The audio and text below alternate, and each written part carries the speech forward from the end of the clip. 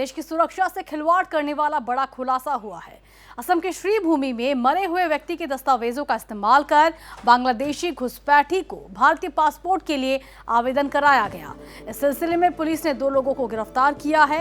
ये घटना पाथारकांदी की है। फारूक अहमद नाम के एक शख्स ने पासपोर्ट के लिए आवेदन किया था। पुलिस की वेरिफिकेशन में सामने आया कि पासपोर्ट के लिए जमा किए गए सभी कागजात एक मृत व्यक्ति के हैं। पुलिस की जांच में पता चला कि मृत फारूक अहमद के कागजातों का इस्तेमाल कर एक बांग्लादेशी को फर्जीवाड़े से भारतीय बनाकर पासपोर्ट के लिए आवेदन किया गया था। पुलिस ने बुरहानुद्दीन और फाइजुर रहमान नाम के 2 लोगों को गिरफ्तार किया। इनके हवाले से फर्जी डॉक्यूमेंट्स जब्त किए गए।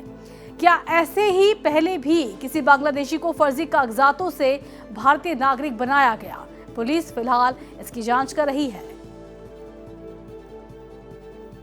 এই বছৰে জুলাই মাহত এজন ব্যক্তিয়ে পাছপোৰ্ট এপ্লাই কৰিছিলে। চ' পাছপোৰ্ট এপ্লাই কৰোঁতে যিখিনি ভেৰিফিকেশ্যন হয়, চ' সেইখিনি ভেৰিফিকেশ্যন থানা লেভেলত কৰা হ'ল।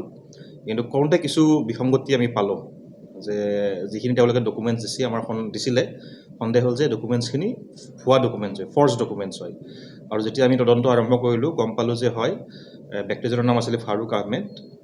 তেখেতৰ গোটেইখিনি ডকুমেণ্টছ ফৰ্জড হয়। অলৰেডি মৃত্যু হোৱা এজন ব্যক্তিৰ নামত তেখেতে ডকুমেণ্টছ বনাই এটা ফেক আইডেণ্টিটি ক্ৰিয়েট কৰা হৈছিলে।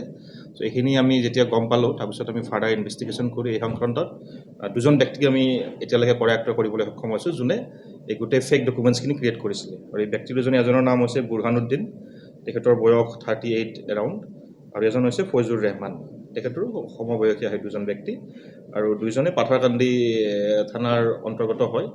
আৰু আমি আমাৰ অনুসন্ধান অব্যাহত ৰাখিছোঁ। এই গোটেই প্ৰক্ৰিয়াটোত কোনোবা আৰু কোন মানুহ জড়িত আছে, কোনোবা গভৰ্ণমেণ্ট অফিচিয়েলো ডাইৰেক্টলি বা ইনডাইৰেক্টলি থাকিব পাৰে নেকি, এই গোটেইখিনি আমি তদন্ত কৰি আছোঁ আৰু আপোনালোকক সময়ত জনোৱা হ'ব। এপ্লিকেশ্যন কৰোঁতে দিছিলে, পাছপোৰ্ট এপ্লিকেশ্যন কৰোঁতে ID প্ৰুফ, এড্ৰেছ প্ৰুফ যিখিনি দিছিলে সেইখিনি পোৱা গৈছে। বাকীখিনি তদন্ত চলি আছে, খুব ইনিচিয়েল ষ্টেজ হয়। বাকীখিনি আপোনালোক পিছত জনোৱা হ'ব। Thank U.